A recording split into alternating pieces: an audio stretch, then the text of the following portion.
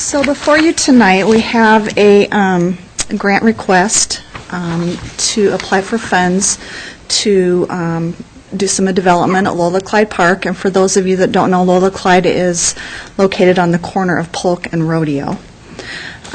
This property was purchased in 1996 for $58,850, I believe.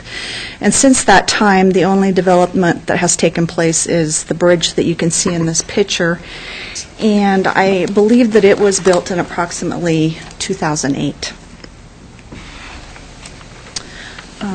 There has been some discussion about development of this park over time.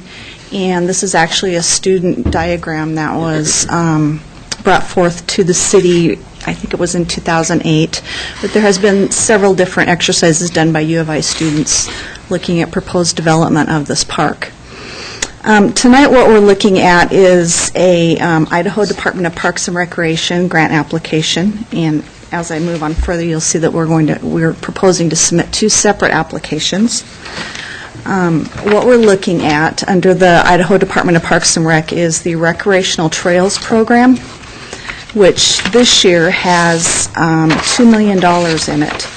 And normally it's $1.5 million, but they had additional reserve that was going to expire, so there will be $2 million in that fund. And then also we're looking at the Road and Bridge program, which has about $250,000, but usually doesn't get very many applications. So what we're looking at tonight are two separate projects, or an entire project altogether. For the Road and Bridge application, we're looking at wanting to apply for the funding for that, and I'll go over the amounts here in a moment, for this section right here, which would be frontage on Polk Avenue, or excuse me, Polk Extension, and it would consist of a pathway and also a parking lot, and I think we have one or two ADA parking spots, and it would make the pass system basically would be a replacement for a sidewalk, but we would have the curb and gutter improvements along Polk Avenue and a connection with the bridge into the park that would be ADA accessible. And then the other part of the project would be to put in a path system. As you can see, it kind of moves around the outer edge of the park. And under the Recreational Trails Program, you can fund you can fund both of these types of applications, the parking lot and the trail program, and also a trail. And I spoke with the representative for our area for District 1, and they encourage you to submit two separate applications. You have a better chance of being funded. So what we're looking at is an application under Road and Bridge for the smaller portion of the project for the parking lot and the frontage improvements, which includes the pass system on the west side of Hog Creek. The second part of the project is just the pass system within there. So as I move forward, what you're looking at here is the budget for just the Road and Bridge project. And these numbers have been updated from what you saw in your staff council report that you had in your packet this week. One of the changes is that we included traffic control under contractors, under the contractor fees, rather than having staff be responsible for managing that. We'd prefer that the contractor be responsible for that. And on this budget, you can see that there is a category that says either matching or grant funds. And what we're looking at this point in time is, depending upon whether staff is available and how many projects we have planned for the construction season of 2015, we would either propose that a cash match be provided or an in-kind match. And the items in red are under the Public Works and include the Engineering Department and also the Street Department, looking at a match of approximately $79,898. Then also there's a match for Parks and Rec to do their portion of items that they've previously performed on other park projects. And the match there is $13,888. Then we'd be looking at bidding out the items in yellow, which would include the construction, which would be the paving and all the things that are listed there: base paving, hydroseeding, lighting, concrete drainage, and traffic control, which would be the $147,208. And then we also have to have a separate consultant that does the testing of the asphalt and those other things. So for the road and bridge project, we're looking at $244,494. And we're proposing that we apply for a grant of $150,708, which is 62% of this portion of the project, and matching funds of $93,786, which is 38%. Then the second application, which would include the entire project, has updated numbers, and in red you can see that we're looking at Public Works part of the project to be at $139,923, Parks and Rec at $18,035, and then construction would be at $282,893 with testing at $6,000. So the combined projects together would be $446,851. And I do want to share that under this grant program, we're not allowed to have a separate line item for contingency, so there is a 10% built into each of these line item numbers for contingency. And as we've moved forward with this project, you know, we've submitted these grants before. Last time we had Heron's Hideout project, and we did a 50-50 because we purchased property and then just the construction was paid for. But from looking at a lot of the grants that have been submitted from this, even though there's only a 20% match requirement under a recreational trails program, very few are funded in this dollar amount unless they have at least 30 or over in match. And as I stated earlier, we have a combined match for the total project. It's looking at about 35%, $157,958. And then the grant amount would be approximately $288,893. And that would do the entire project. Now, at this point in time, Public Works isn't sure what their 2015 schedule is going to look like. The Parks Department is relatively sure that they would be able to work this into their 2015 schedule. So at this point in time, we're proposing that we look at two separate grant applications, submitting them based upon the numbers that you have in this agenda here today. And then Gary's going to talk to you about how we're looking at funding the matching part of the project. Dan had a question here, Gary, before we... Dan. So, Lisa, just so we're clear, and if you go back to your map, the first grant is just this part. Yes. The second application is everything. Yes. So what happens if we get both? Give one of them back. I mean, is that the case? We would give the smaller one back? The Parks and Rec staff will be there to let them know. The road and bridge projects are funded prior to the recreational trails program. So if we were funded under road and bridge, they would let the recreational trails program shorten that grant by that much. Okay. Yes. Okay, so that was, and I think you answered my other question, that are both of them a 20% required match? Road and bridge does not require a match, but they're normally not funded unless you provide one. Yeah, it looks like that makes it more desirable to have, that's a pretty large match. It makes us much more competitive, especially with the size of a project. Okay, thank you. Gary? Thank you, Your Honor. One of the things that we run into with this, we try to stretch our dollars as far as we can, and in this case, we have in-kind match, as you can see, of 35%, which is a pretty large match. However, we have priorities in the engineering department, in the Parks and Rec department.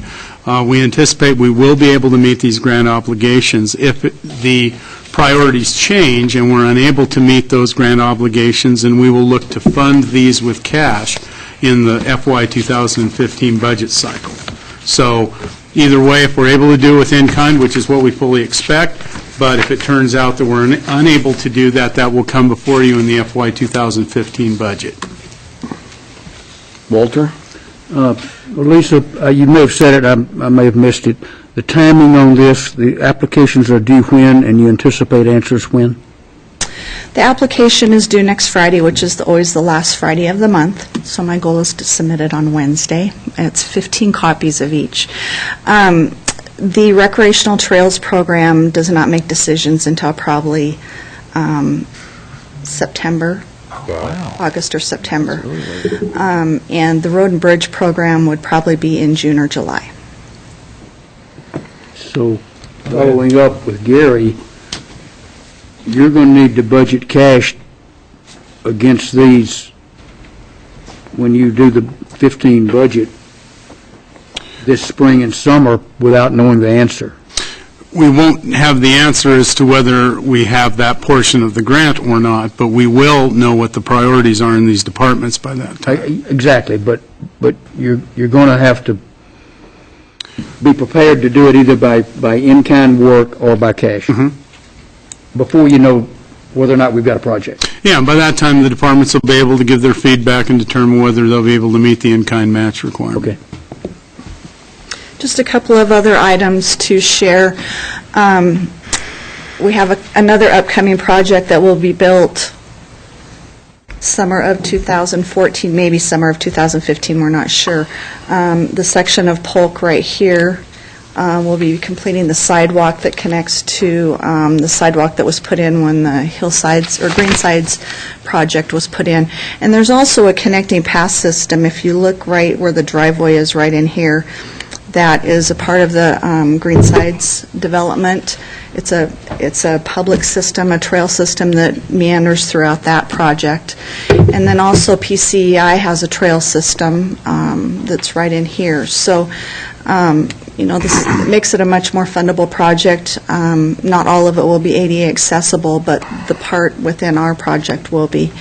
And one of the questions that we had in committee, in Public Works Committee, is we also will have lighting on the interior part of the path and in the parking lot areas. So it will be, lit in the evenings and nighttime for security purposes.